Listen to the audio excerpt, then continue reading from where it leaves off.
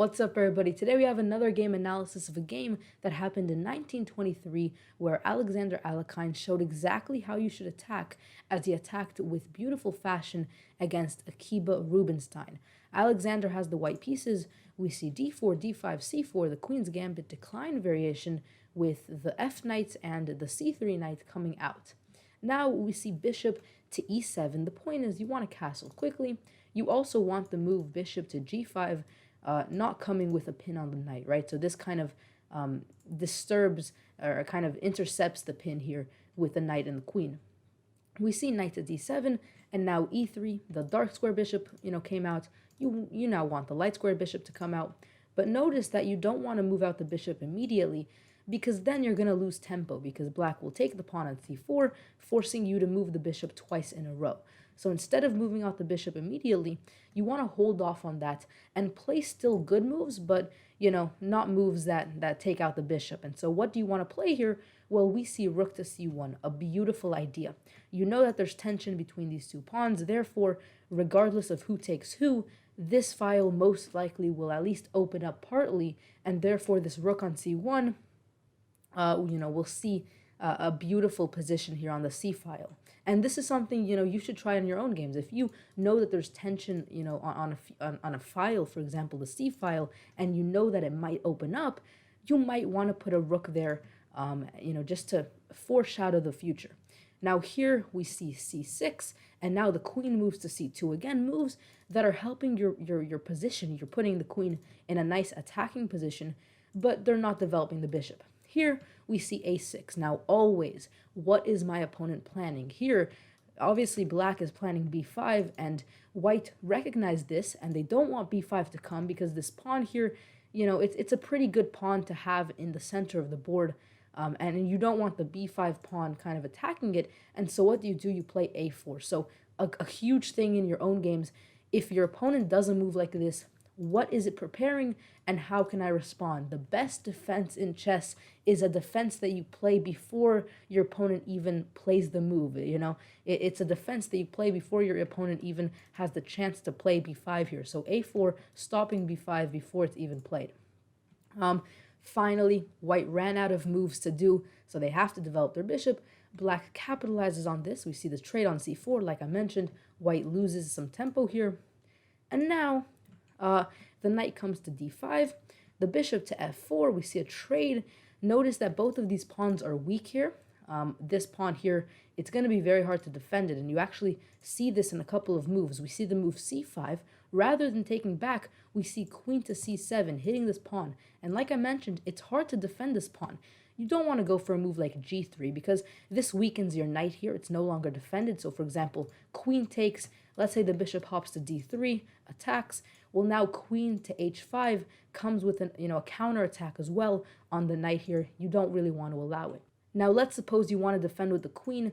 That doesn't help much either because if the queen comes to d2, there's this discovery idea here. And even if the queen steps off of the file and still defends, that still isn't that good because now the bishop can just hit the queen, and that's just not really, good.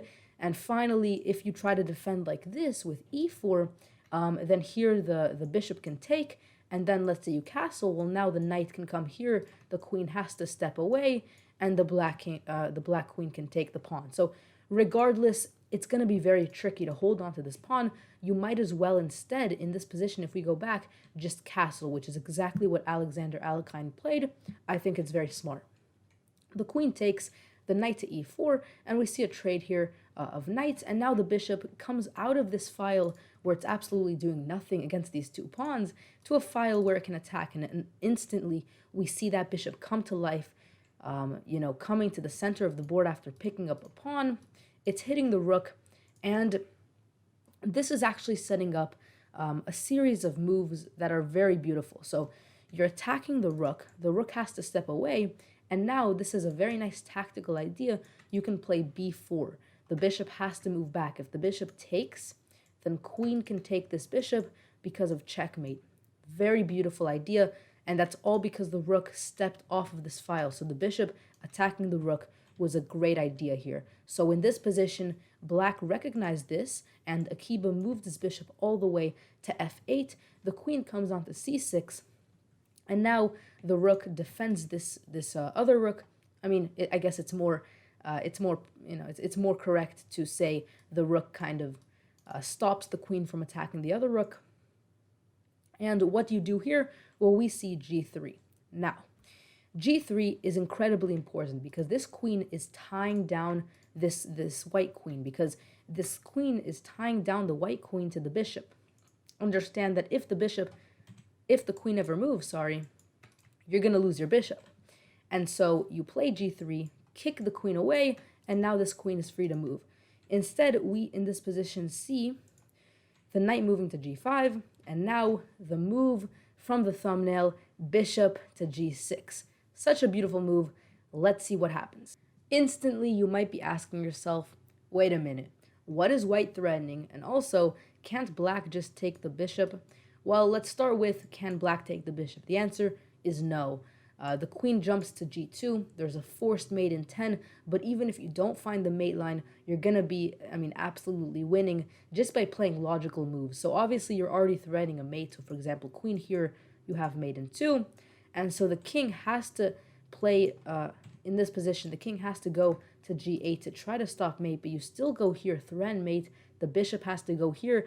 And really, at this point, you always have the ability to do checkmate, so it's going to be up to your opponent to hold off as long as they can, but they're just going to go and start playing moves like these, in which case you can even just take the pawn, and then they're going to play this move, and it's so intuitive what you do. You're just going to win material, and even if you don't find the exact sequence to do a checkmate, you're going to be up so much material, it's going to be completely winning. So that is why black cannot take the bishop.